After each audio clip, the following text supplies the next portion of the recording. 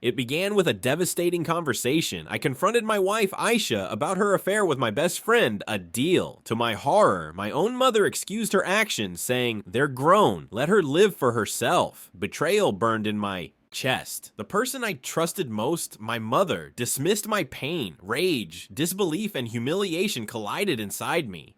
Their combined arrogance and betrayal demanded justice. I realized that revenge had to be calculated, precise, and unforgettable. I didn't act impulsively. Instead, I began planning a response that would expose their betrayal and leave them reeling from consequences. The next days were torturous. My mother's excuse compounded the betrayal. I felt isolated, enraged, yet determined. Anger alone wouldn't serve justice. I needed strategy. I began monitoring Ayesha and Adil's interactions discreetly. Messages, late-night calls, and secret meetings became evidence. I documented everything meticulously. My plan was to expose the affair publicly and ensure social, emotional, and legal consequences. Their arrogance was my weapon. The more they underestimated me, the stronger my position became. The betrayal, combined with my mother's dismissal, fueled a calculated revenge that would force them to confront their mistakes in ways they never expected. Over the following days, I collected irrefutable proof. Screenshots of flirty messages, timestamps of calls, and photographs of secret meetings became my arsenal. I even recorded conversations where they revealed plans to keep the affair hidden. My lawyer helped me prepare legal steps for separation, custody, and asset protection.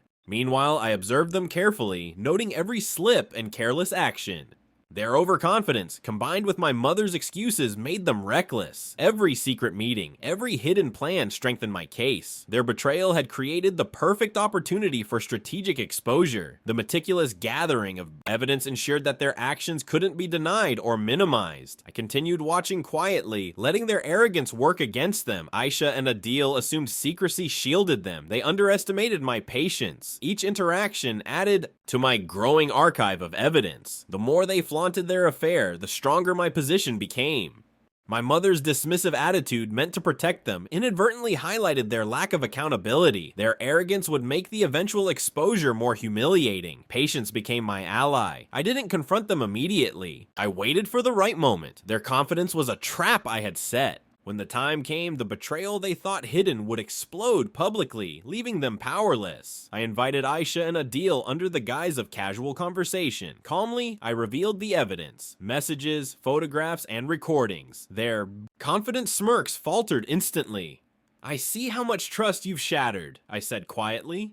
Panic replaced arrogance. Excuses, laughter, and denial crumbled under proof. They realized the betrayal was undeniable. Even my mother, present during part of the confrontation, struggled to justify their actions. The calm, strategic exposure ensured maximum impact. Humiliation overtook their confidence. The betrayal they thought hidden was now public. My revenge wasn't loud or chaotic. It was precise, calculated, and devastatingly effective. Within hours, the truth spread quietly but decisively among family and friends. Shock, judgment, and gossip followed. Ayesha and Adil faced social embarrassment and isolation. My mother's attempt to excuse them backfired, highlighting her poor judgment. I maintained composure, letting evidence speak louder than anger. Their arrogance, betrayal, and my mother's excuses had set the stage for maximum humiliation. Social consequences were immediate and irreversible. Attempts to justify or downplay the affair failed. Calm, strategic exposure had ensured that everyone involved experienced consequences proportional to their deception. The power dynamic had shifted. I was in control, and justice had quietly prevailed. I filed for separation, securing finances, assets, and custody where applicable.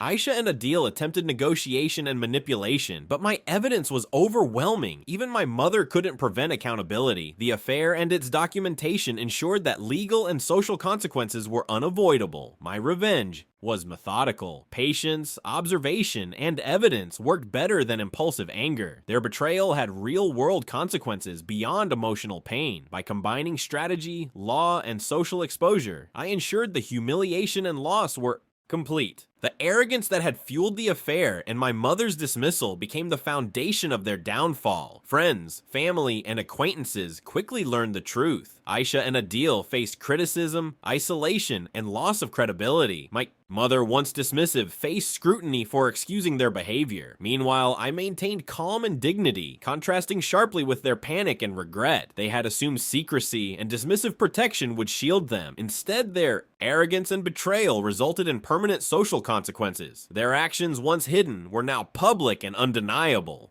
By letting truth and strategy do the work, I ensured their deception carried the maximum social, emotional, and reputational cost. After the exposure and fallout, I focused on rebuilding my life. Friendships were strengthened, personal goals pursued, and emotional wounds healed. Betrayal, as painful as it was, became a catalyst for growth. Life regained clarity, confidence, and dignity. I met genuine people who valued honesty and loyalty.